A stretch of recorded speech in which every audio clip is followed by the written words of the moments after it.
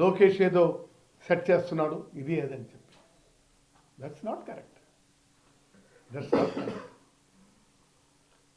ఇవాళ పత్రికలన్నీ కలిపి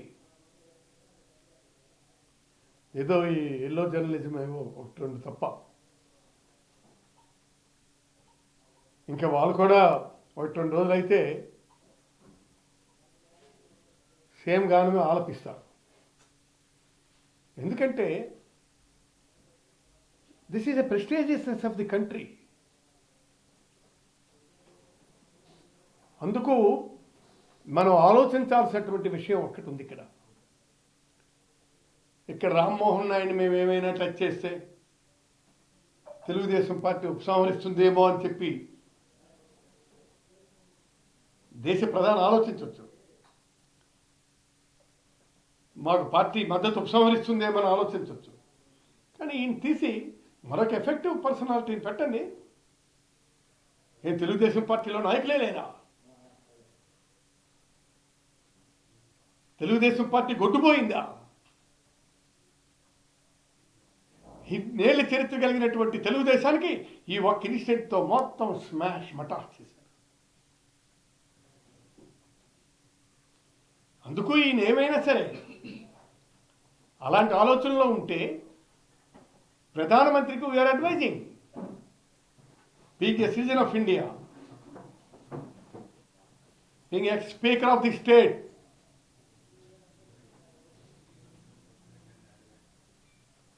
for which what we are contributing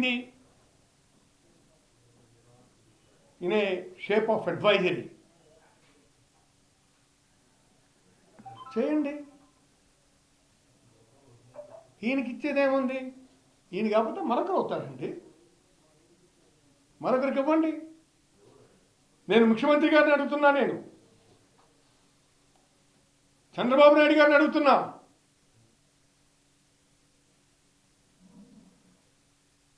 ఇంత ఘోషెడుతుంటారా దేశం మొత్తం మీద? మీరెందుకు మౌనం వహిస్తున్నారు? మీరు ఇంకొక మంత్రి రీప్లేస్ చేయండి, ఒక మంత్రికి అవకాశం ఇవ్వండి. ఇచ్చి మీ మీద పడినటువంటి ఈ స్టింకింగ్ ఆఫ్ ది ఈ మడ్ అన్నటువంటిది మీరు తుడుచుకోండి. రిజైన్ చేయాలి ఇంక అల్టిమేట్గా. There is no other way. He has to resign. He has to resign. దీన్ని ఛాలెంజ్గా తీసుకొని ఇలాంటప్పుడే రౌజ్ అవ్వాలి. ఒక ఇష్యూ వచ్చినప్పుడే మీరు రౌజ్ అవ్వాలయ్యా.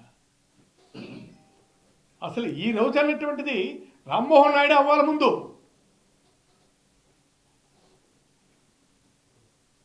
ఈ సమస్య పరిష్కరించి మీడియా ముందుకెళ్ళి చెప్పాలి. ఆయన మీడియా ముఖం చాటేస్తే ఎలాగండి?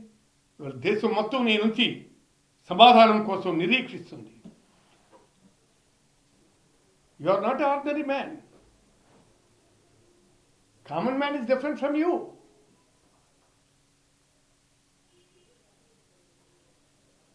అందుకు that you have to reply to the nation of India. భారతదేశం నీ కోసం నిరీక్షిస్తుంది. నీ సమాధానం ఏమిటని. ఇదే పరిస్థితి. లేదంట నువ్వు 2 రోజులు 3 రోజులు రిజైన్ చేసి రైట్ ఇది నాకు కుదరదని చెప్పి రిజైన్ చేసి వెళ్ళిపో.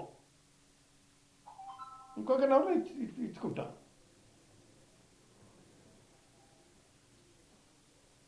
అందుకు that's what I'm suggesting the prime minister and the chief minister. మీరు ఈ విధమైనటువంటి విధానాల్ని మీరు సున్నితమైనటువంటి స్థాయిలో మీరు డీల్ చేయాల్సినటువంటి అవసరం ఉందని చెప్తున్నాను. కాకపోతే ఇదేంటయ్యా, ఒక కేంద్ర మంత్రి, పైగా సివిల్ ఏవియేషన్ మినిస్టర్ లేకుండా ప్రధానమంత్రి క్యాబినెట్ మీటింగ్ రన్ చేశాడంటే ఏమనుకోవాలి? అందుకే దీన్ని నేను చాలా స్పష్టంగా సజెస్ట్ చేస్తున్నాను. దీని మూలంగా మనం గమనించాల్సినటువంటి సమస్యలు ఎన్నో ఉన్నాయి. ఒకటి,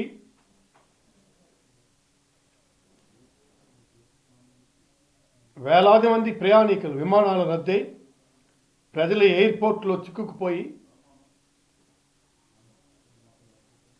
మంత్రిత్వ శాఖ ముందుగానే హెచ్చరికలు,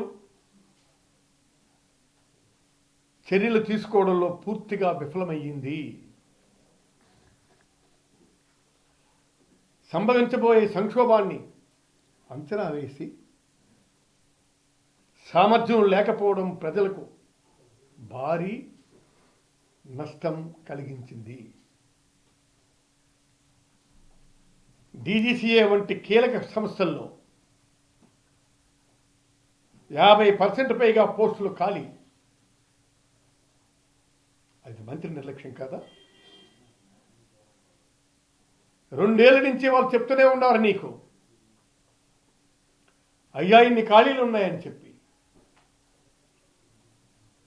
but is not taken into consideration. ఒక సంవత్సరంగా సరైన రిక్రూట్మెంట్ లేకపోవడం మూలంగా మంత్రిత్వ శాఖ ఘోర వైఫల్యం, భద్రత లోపాల పరిశీలన, పైలట్ మేనేజ్మెంట్ అన్నీ బలహీనపడ్డాయి. దీనికి నేరుగా బాధ్యత మంత్రిదే.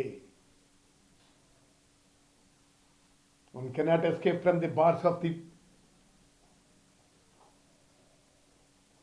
escape from the bars of the issue. He has to face this.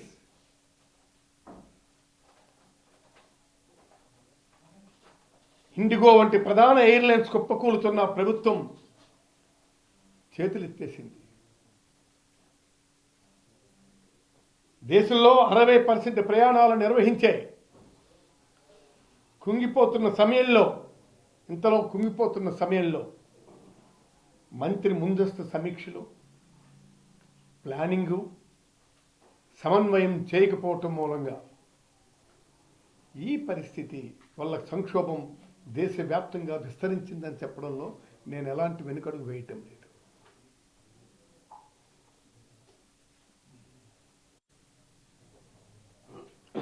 ఈ స్థాయి గందరగోళం వచ్చేది కాదని మై సిన్సియర్ ఒపీనియన్.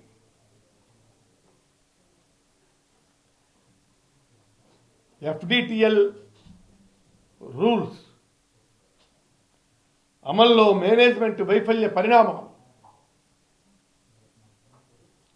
అర్థం కాని నిర్ణయాలు, పైలట్ల విశ్రాంతి, నియమాలు మార్చేటప్పుడు సరిపోనటువంటి ఎయిర్లైన్స్లో స్టాఫ్ స్థితి, సామర్థ్యాన్ని అంచనా వేయకుండా తీసుకున్న నిర్ణయాలు, పరిణామాలను అంచనా వేయకుండా తీసుకున్న నిర్ణయాలతో దేశాన్ని సంక్షోభంలోనికి నెట్టేయడం జరిగింది. ప్రజలకు ఆకాశమే హద్దులా పెరిగిన టికెట్ ధరలు, పరిష్కార లోపం, విమానాల కొరతతో టికెట్ ధరలు 3 నుంచి 5 రెట్లు పెరిగిన మంత్రిత్వ శాఖ సమయానికి ఫేర్ కంట్రోల్ విధించకపోవడం మూలంగా మరింత ప్రజలపై భారం పడింది.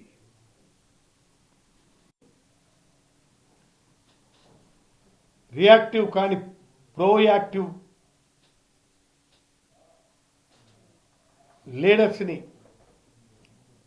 లీడర్షిప్ లేదు. దేశవ్యాప్తంగా భారీ గందరగోళం తర్వాత మంత్రిత్వ శాఖ సమాధాన పడడం, కమిటీలు ఏర్పాటు చేయడం, ముందస్తు ప్రణాళిక విజన్ సంక్షోభ నిర్వహణలో పూర్తిగా శూన్యమైంది.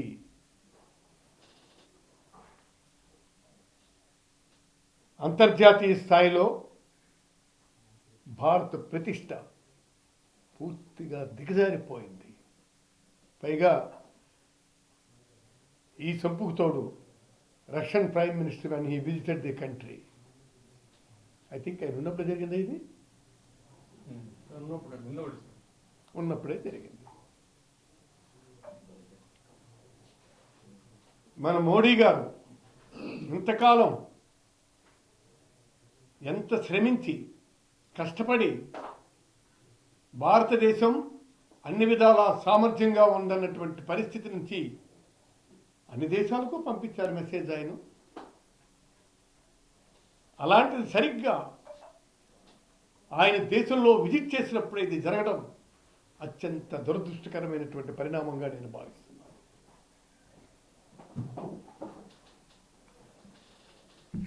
అందుకే సమగ్రంగా ఇది నిర్వాహక వైఫల్యం, నాయకత్వ లోపం, కనీస పర్యవేక్షణ వ్యవస్థ కూడా నడవలేకపోవడం, సంక్షోభం నుంచి పోయే ప్రమాదాలను ముందే గ్రహించలేకపోవడం మూలంగా జరిగినటువంటి సంఘటన ఇదని చెప్పి మీకు మనం చేస్తున్నాను. సమస్యలు వచ్చాక మాత్రమే స్పందించడం, దేశ విమానయాన రంగాన్ని ఈ స్థాయి అవమానానికి గురి చేయడం మంత్రి బాధ్యత తప్ప మరొకటి కాదు. దేశమంతటా విమాన సర్వీసులు రద్దవడంతో గందరగోళం జరిగింది. ఇండిగో ఒకటే దేశీయ విమానాల్లో 60% భాగం నిర్వహిస్తుంది. This is the major mistake. ఏమండి, చాలా ఉన్నాయి కదా, ఇండిగోయే కాదు, remaining other flights are there. వాళ్ళకు కూడా ఛాన్సెస్ ఇవ్వండి, అవకాశాలు ఇవ్వండి, ఎంకరేజ్ చేయండి. ఎంకరేజ్ చేసి మీరు ఆ విధమైనటువంటి నిర్ణయాలు మీరు అమలు చేసినప్పుడే మీ మంత్రిత్వ శాఖ పద్ధతిగా నడుస్తుంది అనుకోవటానికి.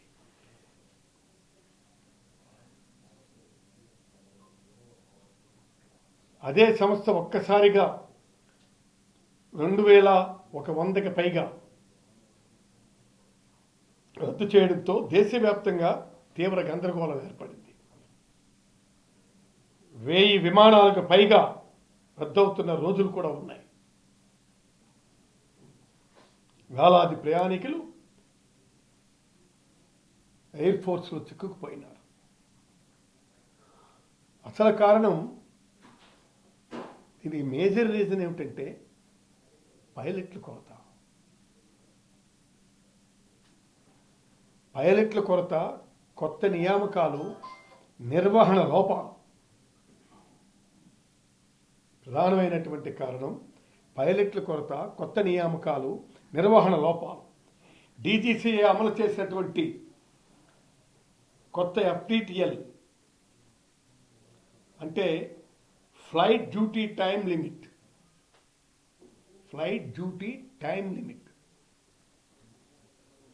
నిబంధనలతో పైలట్లకు ఎక్కువ విశ్రాంతి సమయం తప్పనిసరి. ఈ మార్పులకు సరైన ప్రణాళిక చేయకపోవడంతో ఇండిగో వద్ద పైలట్ కొరత తీవ్రమైంది. ఇదే సంక్షోభానికి మూల కారణం.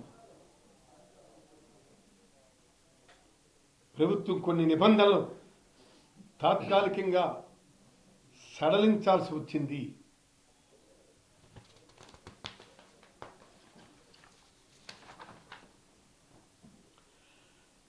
అందుకు వీటన్నిటిని కూడా పర్యవేక్షణ సంస్థల్లో భారీ ఖాళీలు, నియంత్రణ బలహీనపడింది. డీజీసీఏలో 53 కంటే ఎక్కువ పోస్టులు ఖాళీగా ఉన్నాయి. 53% కంటే. సిఏఎస్, ఏఐఈ వంటి కీలక భద్రత విమానాశ్రయ సంస్థల్లో కూడా స్టాఫ్ కొరత. ఈ ఖాళీలు భద్రతా తనిఖీలు, నిర్వహణ, పర్యవేక్షణ, పైలట్, లైసెన్సింగ్ వంటి పనులు బలహీనపరుస్తున్నాయి. ఈ ఖాళీలు భద్రతా తనిఖీలు, నిర్వహణ, పర్యవేక్షణ, పైలటింగ్, లైసెన్సింగ్ వంటి పనులను బలహీనపరుస్తున్నాయి.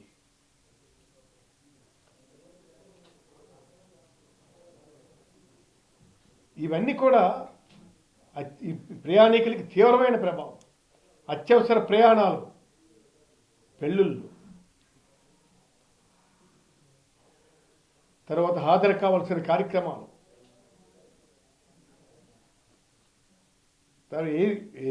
ఎయిర్పోర్ట్లో గంటల తరబడి క్యూలు, సమాధానం కోపం, రద్దు చేసిన ప్రయాణికులకు రిఫండ్లు ఆలస్యం ప్రజల్లో తీవ్రమైనటువంటి అసంతృప్తిని రెచ్చగొట్టింది. I can say that we have not fully understanding in the department and the portfolio. సుమారు 2 ఏళ్ళు అవుతున్నా సివిల్ ఏవియేషన్ మంత్రిత్వ శాఖపై పట్టు సాధించలేకపోవటం.